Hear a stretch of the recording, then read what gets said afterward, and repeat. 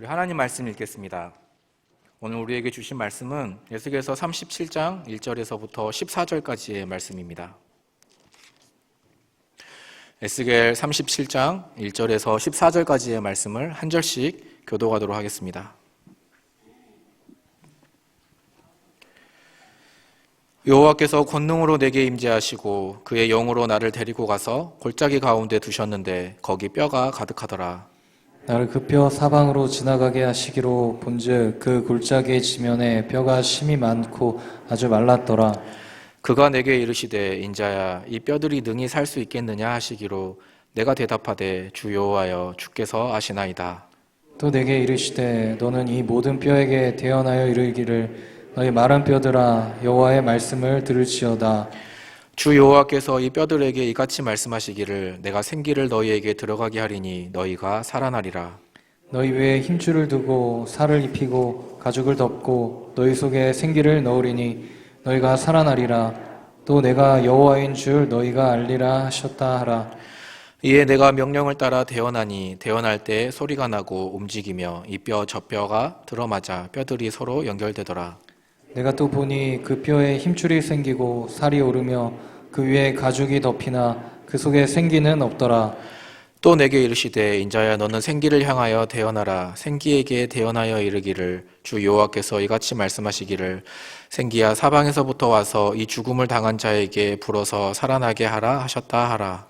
이에 내가 그 명령대로 대언하였더니 생기가 그들에게 들어가매 그들이 곧 살아나서 일어나 서는데 극히 큰 군대더라. 또 내게 이르시되 인자야 이 뼈들은 이스라엘 온 족속이라. 그들이 이르기를 우리의 뼈들이 말랐고 우리의 소망이 없어졌으니 우리는 다 멸절되었다 하느니라. 그러므로 너는 대언하여 그들에게 이르기를 주 여호와께서 이같이 말씀하시기를 내 백성들아 내가 너희 무덤을 열고 너희로 거기에서 나오게 하고 이스라엘 땅으로 들어가게 하리라. 내 백성들아 내가 너희 무덤을 열고 너희로 거기에서 나오게 한즉 너희는 내가 여호와인 줄을 알리라. 내가 또 내 영을 너희 속에 두어 너희가 살아나게 하고 내가 또 너희를 너희 고국 땅에 두리니 나 여호와가 이 일을 말하고 이룬 줄을 너희가 알리라. 여호와의 말씀이니라. 아멘. 시간 마른 뼈들아 큰 군대로 일어나라 하는 제목으로 담임 목사님께서 말씀 전해 주시겠습니다. 할렐루야. 우리가 지난주부터 에스겔 하반부 말씀을 함께 나누고 있습니다. 에스겔은 상류층들과 함께 느부갓네살 왕에 의하여 포로로 끌려간 유대인이었습니다. 평범했던 그에게 하나님의 영이 임하시고 가장 이스라엘 역사상 암울한 시대에 포로로 끌려가 있는 그 그발 강가에서 에스겔이 선지자로 부름을 받았습니다. 초반부에는 1장부터 25장까지 유대 민족을 향한 왜 그들이 그렇게 포로로 끌려와야만 했는지 더 나아가 남겨진 그 남은 자들도 또한 다 멸절당하고 예루살렘 성도 다 파괴되고 불타 없어질 것이라고 유대 민족에 대한 심판을 말씀하십니다. 그리고 26장부터 32장까지는 열방에 대한 심판을 말씀하십니다. 하나님을 모르고 또 하나님의 백성을 대적한 바벨론이라고 할지라도 다 그들은 도구에 불과하고 다 심판의 대상이라는 것이죠.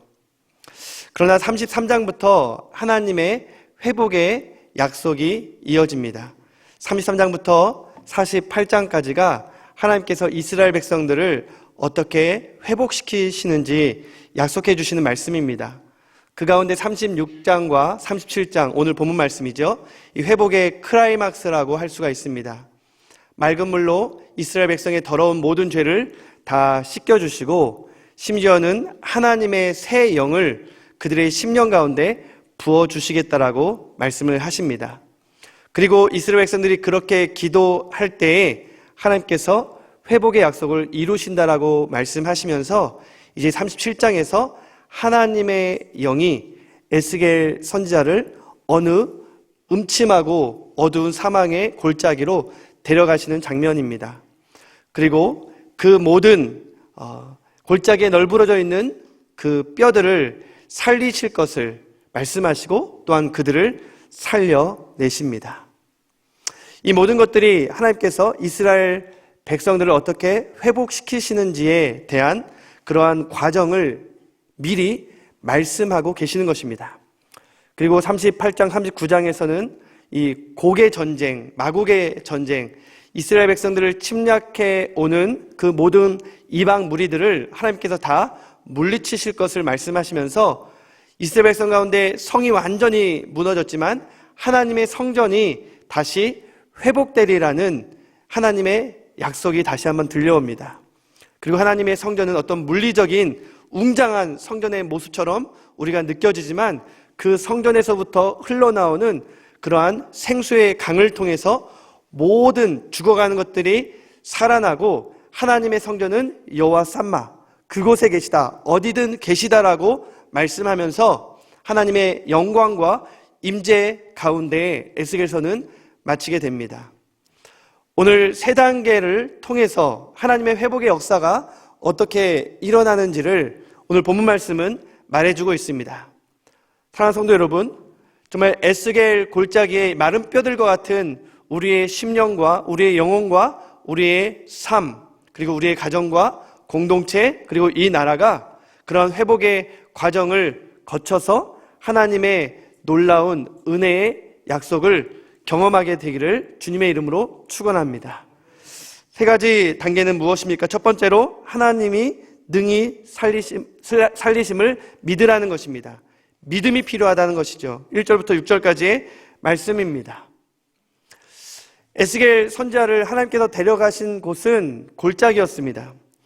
그리고 그 골짜기는 뼈들이 굉장히 사방에 펼쳐진 곳이었고 그 뼈들을 밟으면서 에스겔이 지나가고 있었습니다.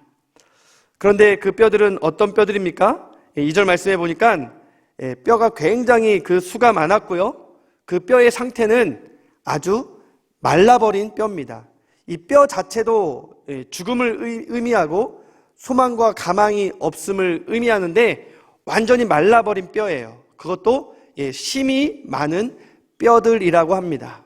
한 사람에게도 단 한 줄기의 희망의 빛조차도 찾아볼 수 없는 그런 이스라엘 백성의 현재의 모습을 보여주고 있습니다. 지금 에스겔이 이 환상을 보았을 때는 이스라엘 백성이 지금 포로로 끌려갔을 때이고 예루살렘 성, 가장 그들의 마지막 보루요 희망이라고 했던 예루살렘 성도 느부갓네살 왕에 의해서 완전히 짓밟혀진, 완전히 파괴된 그러한 시기입니다.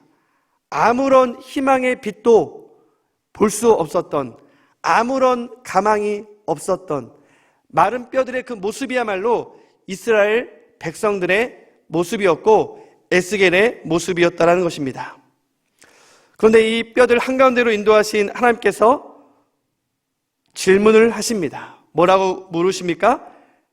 에스겔아, 인자야, 이 뼈들이 능히 살겠느냐? 여러분들이 이게 갈비탕을 먹는데 이 갈비뼈를 보고 이 뼈가 능히 살겠느냐? 하나님께서 그런 질문을 하셨다고 생각해 보세요. 저희 말씀을 준비하는 주간이라서 그런지 이번 주에 갈비탕을 먹을 기회가 있었는데 그 뼈를 보니까 자꾸만 그 질문이 떠오르는 거예요. 제가 뭐라고 대답했겠습니까? 감사합니다. 그냥 맛있게 먹겠습니다. 도무지 살겠다라는 그런 가망이 저에게는 일이라도 그 믿음이 생기지 않았어요. 그런데 하나님께서는 그 믿음을 에스겔에게 확인하기를 원하셨습니다. 묻지 않고도, 믿음을 확인하지 않고도 하나님 그냥 일하실 수 있어요. 에스겔에게 너 선포하고 대언하라 라고 에스겔의 그 입술을 통해서 나오는 말씀대로 하나님 일하시고 성취할 수 있었습니다. 그런데 가장 중요한 것은 에스겔의 믿음이었습니다. 하나님께서는 사람을 통해서도 역사하시지만 어떤 사람을 통해서 역사하십니까? 믿음의 사람을 통해서 역사하시는 줄 믿습니다. 그러니까 에스겔에게 그 믿음을 확인해 보는 겁니다. 에스겔이 어떻게 대답을 했겠습니까? 주 여호와여 주께서 아시나이다. 주님 믿습니다. 주님이 살려내실 것입니다. 사실 이렇게 대답하기를 기대하는데 주님이 아십니다. 누구처럼 대답해요? 베드로처럼 대답해요. 내가 나를 사랑하느냐? 주님이 아십니다. 내가 얼마나 주님을 사랑하는지 주께서 아십니다. 이건 긍정이에요, 부정이에요? 강한 긍정이죠. 예. 내 믿음의 여부조차도 나의 의지에 달려있는 것이 아니라 하나님께 있습니다. 그리고 저에게는 그러한 믿음을 하나님께서 주셨고 그 믿음이 저에게 있습니다. 이 마른 뼈들조차도 능히 하나님께서 살려내실 것을 믿습니다. 주님께서 그것을 아십니다라고 에스겔이 대답했던 것입니다. 사랑하는 성도 여러분, 저에게는 그리고 여러분들에게는 이러한 믿음이 있습니까? 전혀 가망이 없이 절망적인 상황 가운데 정말 메말라가고 있는 우리의 영혼이 다시 소생케 될 수 있음을 믿으십니까? 아멘. 한 두세 사람 아멘 하셨어요. 이 마스크 때문에 잘 안 들려서 그렇지 다들 아멘 하신 줄 믿습니다. 우리 영상으로 보시는 분들에게도 그러한 믿음이 있으세요. 영상을 통해서 예배를 하면서 그 믿음을 지켜나갔고 이제는 때가 되매 이제 여러분 상황이 될 때 이제 함께 나와 예배 드리는 가운데 우리의 메마른 영혼이 다시 소생케 되는 줄 믿습니다. 우리 자녀들 정말 취업하기조차도 어렵고 결혼하기조차도 어렵고 정말 내 집 마련하고 장만하는 것은 정말 40대 50대가 되어도 꿈만 같은 그러한 상황 가운데 하나님께서 그래도 나를 먹이시고 입히시고 나를 인도하시고 나를 살리신 그 하나님께서 똑같이 우리의 자녀들, 우리의 다음 세대들을 책임져 주실 줄 믿으십니까? 그 믿음이 우리 가운데 있기를 소망합니다. 내가 지지하는 정당이 이번에 패망했다고 해서 이 나라까지 망했다라고 혹시 그렇게 생각하지는 않으십니까? 아닙니다. 내가 지지하는 정당이 압승했다고 하더라도 그 정당과 그 정부가 이 나라를 이끌어가는 것이 아니라 하나님께서 이 나라를 축복하시고 이 나라를 사랑하시기 때문에 이 민족, 이 나라는 결코 망하지 않는 줄 믿으시기 바랍니다. 교회도 마찬가지입니다. 우리 공동체도 마찬가지예요. 정말 하나님께서 촛대를 옮기신 것은 아닌가라는 그러한 의구심 가운데 정말 세상의 핍박과 조롱거리의 대상이 된 한국교회라 할지라도 하나님께서 우리 가운데 숨을 불어 넣으시며 하나님께서 사방에서 생기를 하나님의 성령을 우리 가운데 불어 넣으실 때 한국교회는 다시 일어나게 되는 줄 믿으시기 바랍니다. 지금 김정은 그 정권뿐만 아니라 김정은의 생사 여부조차도 확인되지 않는 그러한 불확실한 북한의 상황이라 할지라도 하나님께서 그 땅을 지키시며 그 땅을 무너지지 않도록 또한 중국에 흡수되지 않도록 이 민족, 이 나라 지켜주시고 반드시 복음적 통일을 허락해 주실 것을 믿습니다. 사실 상황은 그렇지 않아요. 절망적입니다. 한 치 앞도 볼 수가 없어요. 그러나 우리 가운데 가장 필요한 것은 바로 그 믿음입니다. 어떠한 믿음입니까? 절망적인 상황 가운데 이 상황을 바꾸시며 하나님께서 일하신다라는 그 믿음만이죠. 하나님께서 그 믿음을 통해서 지금도 하나님의 그 전능하신 능력을 이 땅 가운데로 끌어올 수 있는 그 믿음이 우리 가운데 있을 때 하나님께서는 우리 가운데 일하시고 역사하시는 줄 믿으시기 바랍니다. 그 믿음이 중요합니다. 그 믿음이 지금 우리에게 필요합니다. 여호와여 주께서 하십니다. 저에게 그런 믿음이 있습니다. 살아계신 하나님께서 이 많은 뼈들을 능히 살리실 줄 믿습니다라는 그러한 믿음 끝까지 지켜나갈 때 우리가 살아날 수 있고 우리의 가정과 공동체와 한국교회와 이 나라, 이 민족 살아날 수 있는 것입니다. 하나님께서는 그 믿음을 확인하고 난 이후에 일하기 시작하십니다. 그리고 그 믿음을 보시고 그 믿음 위에 하나님의 말씀을 허락하십니다. 그 믿음의 반응 이후에 하나님께서 에스겔에게 주신 말씀이 무엇입니까? 5절 6절 말씀입니다. 내가 생기를 너에게 들어가게 하리니 너희가 살리라. 살아나리라는 것이죠. 또 이후에 한번 읽어볼까요? 우리 함께 읽겠습니다. 시작. 너희 위에 힘줄을 두고 살을 입히고 가죽으로 덮고 너희 속에 생기를 넣으리니 너희가 살아나리라. 또 내가 여호와인 줄 너희가 알리라 하셨다 하라. 아멘. 이스라엘 백성들이 하나님의 선택된 백성으로 그들에게 말씀과 율법을 주고 하나님의 선지자들을 세우면서 하나님이 세우신 왕을 통해서 그들을 인도하셨지만 그들이 하나님의 말씀을 저버렸을 때에 그들에게는 하나님의 생기, 하나님의 말씀이 없는 죽은 자들이나 다름이 없었던 자들이었습니다. 그리고 결국 물리적으로도 완전히 죽어버렸죠. 마른 뼈들과 같이 되어버렸습니다. 그러나 하나님께서 그들이 다시 한번 믿음을 가질 때 하나님의 말씀, 신실하신 하나님께서 약속의 말씀을 그들에게 주시고 그 마른 뼈들이라도 다시 살아나리라. 너희가 다시 살아나리라 말씀하셨습니다. 그것도 굉장히 구체적으로 말이죠. 뼈들이 서로 연결될 것이며 힘줄이 생겨날 것이며 그리고 피부와 가죽이 입혀질 것이며 생기가 그들 가운데 들어가리니 너희가 살아나리라. 사랑하는 성도 여러분, 우리에게는 하나님께서 우리를 살리실 것에 대한 믿음이 있습니까? 그 믿음 가운데 하나님의 말씀이 역사하게 됩니다. 믿음은 하나님의 일하심을 이 땅 가운데 끌어당기는 가장 유일한 방법이고 유일한 능력입니다. 그 믿음만 있으면 우리는 살아나게 되는 것이죠. 역으로 말하면 그 믿음이 없기 때문에 살아도 우리는 죽은 자와 같았고 그 믿음이 없기 때문에 우리는 이 사망의 음침한 골짜기에서 완전히 절망하며 죽어가고 있는 것입니다. 돈이 우리를 살립니까? 물질과 명예, 우리 사랑하는 가족들이, 나의 어떤 자존심이, 나의 어떤 사상이 우리를 살려내는 것이 아닙니다. 하나님께서 우리를 살리시는 것은 바로 전능하신 하나님을 믿는 그 믿음이라는 그 사실을 다시 한번 기억하시는 우리 사랑하는 성도님들 되시기를 주님의 이름으로 축원합니다.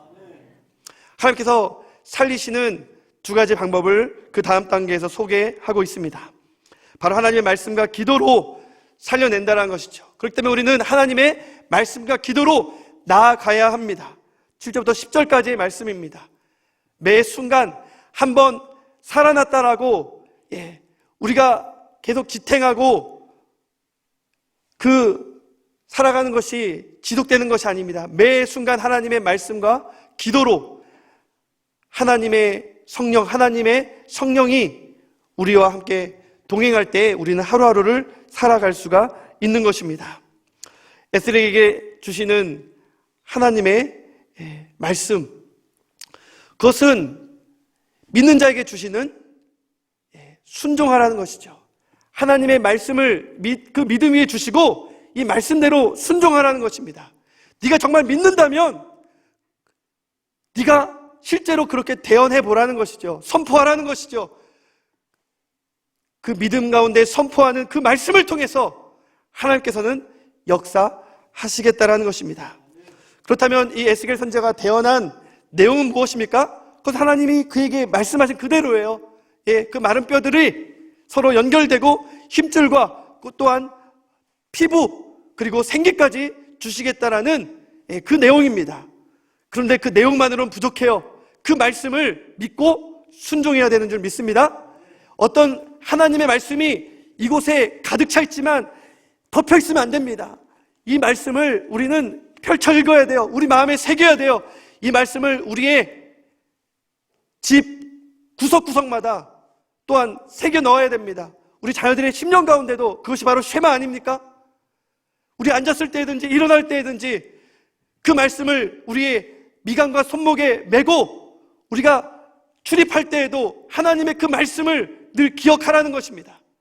그것은 바로 그 말씀대로 살아가라는 것이죠. 그 말씀을 선포하라는 것입니다. 묵상한 그 말씀을 우리의 삶으로 이어가라는 것입니다. 그럴 때에 놀라운 역사가 일어난다는 것이죠. 실제로 어떤 역사가 일어났습니까? 에스겔 선지자가 실제로 그 말씀을 따라 대언하였더니, 대언할 때 그때 비로소 어떤 일들이 일어납니까? 우리 함께 읽어보겠습니다. 7절 8절. 대언할 때에 소리가 나고, 시작. 소리가 나고 움직이며 이 뼈 저 뼈가 들어맞아 뼈들이 서로 연결되더라. 내가 또 보니 그 뼈에 힘줄이 생기고 살이 오르며 그 위에 가죽이 덮이나 그 속에 생기는 없더라. 하나님이 약속하신 대로 에스겔이 그 말씀을 믿고 순종하였더니, 대언하였더니 그대로 된 줄 믿으시기 바랍니다. 하나님의 말씀은 그냥 이 책 속에 갇혀있는 말씀이 아니라 살아있는 말씀이기 때문에 우리의 혼과 영과 골수를 찔러 쪼개며 그 말씀은 살아 움직여 우리의 모든 은밀한 것까지 다 드러내시고 우리의 앞길에 등불이 되어서 우리를 한 걸음 한 걸음 인도하시는 줄 믿습니다. 말씀의 검이 필요합니다. 말씀만이 우리를 살리는 유일한 하나님의 도구라는 것이죠. 얼마나 하나님의 말씀을 우리가 사모하였습니까? 영상 예배로 지금 예배를 드리시는 분들, 하나님의 말씀을 사모하기 때문에 편하게 더 잠잘 수 있고, 또 밀린 여러 가지 사역들 할 수 있고, 가족들과 편하게 지낼 수 있지만, 핍박받고 조롱받고 눈치 보이는 상황 가운데서도 지금 영상으로 예배 드리는 거 아닙니까? 현장에 나와 예배 드리는 분들은 말할 것도 없겠죠. 하나님의 말씀을 사모하는 사람 가운데 하나님의 말씀은 그대로 역사하는 줄 믿습니다. 또한 여러분들을 통해서 하나님께서는 일하신다는 것이죠. 그런데 1차 변화는 있었어요. 물리적으로 뼈들이 다 들어맞았고요. 한번 여러분 생각해 보세요. 여러분 에스겔이라고 생각한다면 얼마나 두려웠겠습니까? 그 앞에서 막 이 뼈 저 뼈들이 막 자기 짝 찾아서 움직이더니 막 연결되고요. 막 힘줄이 막 입혀지고 그 위에 막 가죽과 피부가 막 입혀지고 갑자기 피부색으로 싹 변하는 공상과학 영화에서만 볼 법한 그러한 수많은 사람들이 벌떡 일어났는데 그들이 다 좀비와 같아요. 생기가 없어요. 예. 뭐 부족하죠. 가장 결정적인 것이 없습니다. 그것이 바로 하나님의 성령입니다. 하나님께서 말씀으로 천지 만물을 창조하시고 또한 인간을 하나님의 형상으로 창조하셨지만 결정적으로 그 인간 가운데 하나님께서 하나님의 생기를 불어넣을 때에 하나님의 사람, 생명이 된 줄 믿습니다. 하나님의 생기가 우리 가운데 있어야 돼요. 생기가 무엇입니까? 바람이죠. 바람, 루아크. 이 루악 엘로힘은 성령입니다. 하나님께서 불어넣으셨기 때문에 그것은 성령을 의미합니다. 우리가 모든 것을 다 갖추었다고 하더라도 자녀들 잘 되고 내가 성공해서 명예도 있고 물질도 있고 내 가정도 있고 모든 것을 다 갖추었다 할지라도 하나님의 생기가 없으면 우리는 죽은 자들이나 마찬가지입니다. 이 세상 가운데 얼마나 많은 사람들이 떵떵거리며 자기들이 다 갖춘 자라고 자기들만 살아있는 권력이고 힘이라고 그렇게 큰 소리를 쳤습니까? 김정은이 그렇지 않습니까? 무슨 쇼를 하는지 몰라도 그러나 생사조차도 확인되지 않는 상황 가운데 그 권력 한 5년, 7년 마음껏 누려봤겠죠. 자기 멋대로 맘대로 뜻대로 다 해봤겠죠. 그러나 하나님께서 그 심장을 멈추는 순간 이 호흡은 그냥 날아가 버립니다. 우리 생명은 이 코에 생기에 있는 거예요. 호흡에 있는 거예요. 그러한 한 뼘 길이밖에 안 되는 이 연약한 인생, 그림자 같은 이 험악한 인생, 우리가 무언가를 다 갖췄다고 착각하지 마시기 바랍니다. 생기가 없으면, 성령이 없으면 죽은 자입니다. 그만큼 우리의 영혼이 중요하다는 거예요. 우리의 마음 가운데 성령으로 충만한 것이 중요하다는 것입니다. 하나님의 사람은 성령의 전신갑주를 입어야 되는 줄 믿습니다. 정말 우리의 구원의 투구, 의의 호심경, 진리의 허리띠, 그리고 우리의 다리까지 복음의 평화의 신으로 무장하며 무시로 깨어 기도할 때 성령으로 충만한 삶을 살아갈 수가 있는 것이죠. 그러한 사람을 하나님께서 살았다라고 말씀하십니다. 그러한 백성을 하나님께서는 일으키시기를 원하십니다. 그래서 마지막으로 그 생기를 불어넣을 때에 어떻게 됩니까? 10절 말씀해 보니까 생기가 그들에게 들어가매 그들이 그때야 비로소 살아나서 일어나게 되었습니다. 할렐루야. 이제 완전한 생명체가 된 것이죠. 오직 하나님의 백성이 살아날 수 있는 것은 과연 무엇입니까? 오직 말씀과 성령입니다.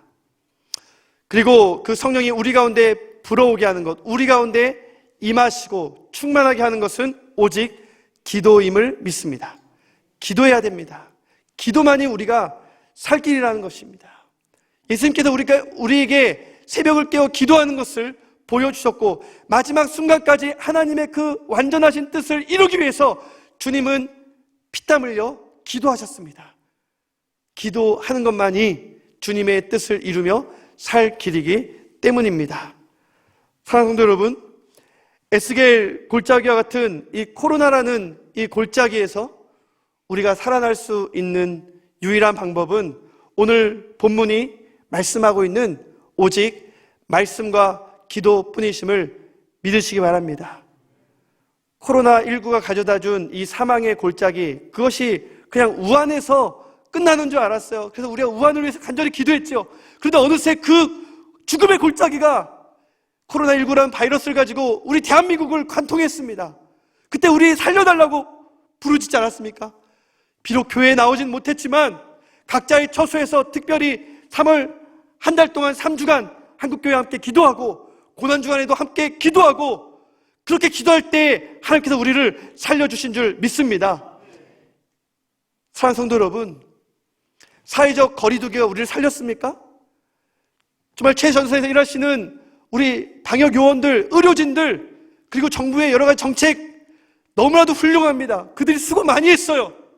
그러나 사랑하는 성도 여러분, 우리를 살린 것은 하나님께서 우리를 살리시겠다고 말씀하신 하나님의 그 신실하신 약속의 말씀인 줄 믿으시기 바랍니다. 이 말씀을 붙들고 우리가 간절히 기도했잖아요. 여러분들 기도하셨잖아요. 그렇게 기도해서 하나님께서 우리를 살려주신 줄 믿습니다. 기도한 우리 한국교회가 어떤 오염의 감염원이 아니라 감염된 이 죽어가는 마른 뼈들과 같은 수많은 영혼들을 살려낸 생명의 진원주임을 믿으시기 바랍니다. 그런 자부심을 가지셔야 합니다. 그런데 왜 여전히 위축되어 있습니까? 왜 그 믿음을 보이기를 망설이고 계십니까? 왜 그리스도인이라는 것을, 그 정체성을 드러내기를 왜 주저하고 계십니까? 하나님께서 우리를 다시 한번 이 마른 뼈들을 향하여 말씀을 선포하고 기도하는 하나님의 큰 군대로 부르셨음을 믿으시기 바랍니다. 이제 우리 함께 하나님의 군대로 일어서야 됩니다. 지금은 주의 큰 군대로 일어날 때입니다. 각자의 처소에서 어쩔 수 없이 우리의 믿음을 지키기 위해서 우리가 온라인 예배를 드렸지만 그것은 우리의 최후 수단이었어요. 우리의 이 생명줄을 지키기 위해서, 믿음을 지키기 위해서 마치 인공호흡기와 같이 영상을 보면서 우리는 그렇게 예배를 지켜나갔습니다. 우리의 믿음을 지켜나갔어요. 그런데 온라인으로 예배 드려도 될까? 어쩔 수 없이 온라인 예배를 드렸던 이것이 너무나도 익숙해져 버리니까 이제 현장에 나오기를 꺼려합니다. 이렇게 예배 드려도 되겠네, 편하네. 물론 많은 성도님들 가운데는 정말로 사모함이 너무나도 커서 당장이라도 예배에 함께 나와서 함께 주님의 그 임재하심과 영광을 경험하고 싶은 분들도 많을 것입니다. 그러나 이 2달이라는 시간 동안 나도 모르게 믿음이 떨어졌어요. 내 신앙이 변질되었습니다. 두려움이 커졌고요. 사람들의 어떤 눈치와 그 목소리, 이 사회적 분위기에 그냥 짓눌러 버렸습니다. 4월 한 달 동안 우리가 이제 교회로 나오는 마음을 준비하는 시간이었다면, 사랑하는 성도 여러분, 5월부터는 함께 주님 앞에 나와 주님의 큰 군대로 우리가 일어설 수 있는 계기가 되기를 주님의 이름으로 축원합니다. 우리의 자녀들도 함께 나오세요. 다음 주는 우리가 다음 세대들과 함께 드리는 온가족 예배로 드립니다. 어린이 주일이죠. 모든 절기들도 다 취소되고 중단되었지만 이제는 모든 것들을 다 회복시키고 정상화시켜야 될 때인 줄 믿습니다. 우리 어르신들도 자녀들 때문에 나오고 싶어도 못 나온 분들이 참 많더라고요. 그러나 우리 어버이 주일에는 한번 나와 보십시오. 믿음을 가지고 용기를 가지고. 우리 교회만큼 방역이 철저한 데도 없습니다. 한 1%, 한 100여 명 정도가 교회에서 감염됐지만 마치 이 신천지와 더불어 반 이상이 이 교회 때문에 전염이 된 양 그렇게 언론은 보도를 하죠. 그러나 실제적으로 교회에 감염된 분들 중에서도 어떤 뭐 좀 수련회를 통해서 또 뭐 이렇게 분무기 뭐 뿌린 그런 일 있지 않았어요? 그런 비정상적인 그런 걸 다 제외하고 예배를 통해서 감염된 것은요 0.1%도 안 된다고 합니다. 우리도 모르게 세뇌가 된 거예요. 그 두려움의 세뇌가 된 겁니다. 이제 5월달부터는 우리가 주님의 몸된 교회로 나와 함께 주님의 큰 군대로 일어서는 우리 사랑하는 성도님들 되시기를 주님의 이름으로 축원합니다. 저 목사 대책 없구만. 예, 우리 모두에게는 그러한 믿음이 필요할 때 아니겠습니까? 세 번째로 하나님의 큰 군대로 일어나라고 말씀하십니다.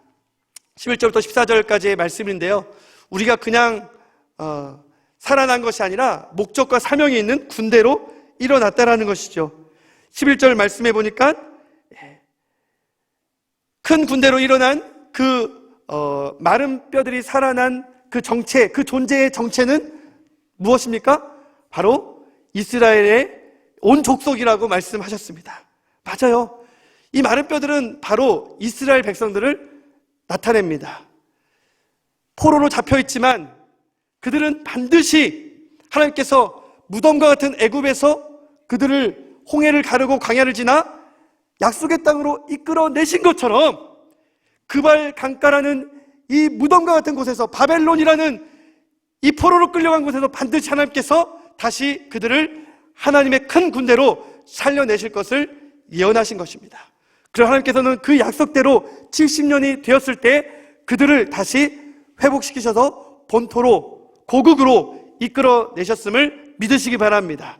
그리고 그 땅 가운데 메시아가 오셨죠. 때가 참에 예수 그리스도, 말씀이신 예수 그리스도께서 육신으로 오셔서 하나님의 말씀을 십자가에서 온전히 이루셨습니다.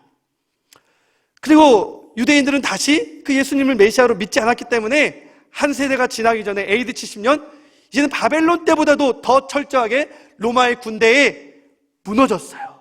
파괴됐어요. 포로 정도가 아니라 이제 전 세계에 뿔뿔이 흩어졌습니다. 몇 년간? 2000년간.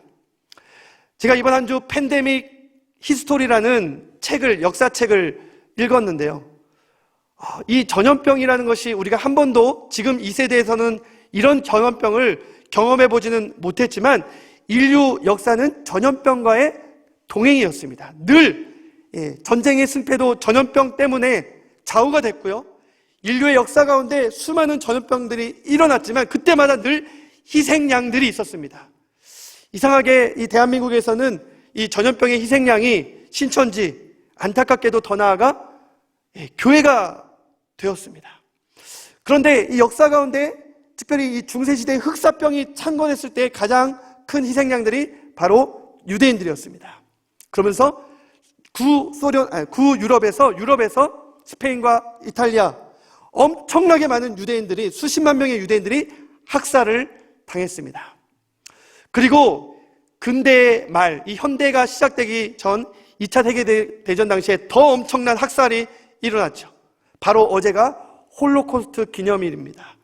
마른 뼈처럼 가스실에서 죽어간 수많은 유대인들이, 이 어린 아이들 100만 명, 그 여자들 200만 명, 남자들 300만 명, 총 600만 명이 넘는 수많은 유대인들이 가스실에서 나와 시체가 쌓이고 오래돼 부패돼 마른 뼈들처럼 그들이 정말 쌓였습니다. 저는 어제 그 사진을 여러 장 확인하면서 너무 좀 어지럽더라고요. 너무 마음이 힘들어서 이 사진은 보여주면 안 되겠다 해서 지금 다른 사진을 보여드리고 있지만 이것이 바로 인류의 잔혹함입니다. 그 희생양이 바로 유대인들이 되었다는 거예요. 근데 그거 아십니까? 그 희생 가운데 근대가 시작되고 그 희생 가운데 현대가 시작됐던 것처럼 그 엄청난 희생 가운데 하나님께서는 새로운 일을 시작하시는 줄 믿으시기 바랍니다. 그 마른 뼈와도 같았던 900만 명 가운데 600만 명이 죽었지만 그 마른 뼈와도 같았던 불가능한 상황 가운데 국제연합 유엔의 결의를 통해서 이제 2000년 만에 유대인들이 본토로 돌아오게 된 것입니다. 1948년 정부가 수립됐어요. 그것을 13절에는 이렇게 말합니다. 우리 함께 읽을까요? 시작.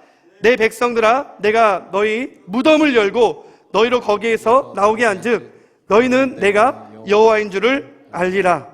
아멘. 이스라엘 백성들이 죽은 자와 방불했지만, 아니 마른 뼈들과 같았지만 하나님께서 그들을 회복시키셨습니다. 여전히 그들에게는 생기는 없어요. 예수님을 메시아로 믿지 않기 때문에 그들은 아직 무언가에 사로잡혀 있는 자들입니다. 완전한 하나님의 사람들은 아닙니다. 그러나 그들 가운데 하나님의 성령이 임하게 될 때에 무엇을 통해 임합니까? 온 믿는 이방의 교회들이 하나님 앞에 부르짖게 될 때에 복음을 모르는 수많은 백성들, 그들 가운데 유대인도 있는 줄 믿습니다. 유대인들이 함께 온 족속들과 함께 주 예수여 어서 오시옵소서, 바루카바 부셈 아도나이 이렇게 부르짖게 될 때 주님이 다시 이 땅 가운데 오시게 되는 줄 믿습니다. 그날이 이제 더 가까이 다가왔습니다. 사랑하는 성도 여러분, 이 마른 뼈가 다시 살아나는 이 놀라운 기적은 어찌 이스라엘에게만 해당되는, 국한되는 일이겠습니까? 우리에게 해당되는 것 아니겠습니까? 정말 무덤에 갇혀 있는 것처럼 경제적으로 너무나도 어렵고 내 손에 주어진 물질 하나조차 없어서 너무나도 낙심되고 절망되지만 하나님께서 그럼에도 불구하고 우리에게 모든 상황들을 바꿔주시겠다라고 약속하셨습니다. 우리의 이 절망의 상황이 다 거두어지고 바뀌게 될 줄 믿습니다. 사랑하는 성도 여러분, 혹 우리의 상황이 그대로 지속된다 할지라도 가장 중요한 것은 우리의 마음이 바뀌는 것입니다. 우리의 삶이 바뀌는 거예요. 오늘도 어떤 분이 장례를 치르고 돌아오는데 저에게 그래요. 목사님, 죄송한 말이지만 목사님의 시력이 더 어두워지니까 목사님의 말씀이 더 좋아지는 것 같습니다. 영안이 열려지는 것 같습니다. 물론 제 옆에 계셔서 저를 좀 기분 좋게 하려고 하시는 말씀이지만 저는 그 말씀에 하나님은 공평하신 하나님이십니다. 하나님께서는 상황을 바꾸지 않더라도 하나님께서는 반드시 우리에게 가장 좋은 것으로 주시는 분이십니다. 여러분, 그러한 믿음이 여러분 가운데 있습니까? 그 믿음 가운데 하나님의 말씀과 성령이 우리를 살아나게 역사할 것입니다. 무엇으로요? 생기 없는 좀비가 아니라 하나님의 큰 군대로 우리를 일으키실 것입니다.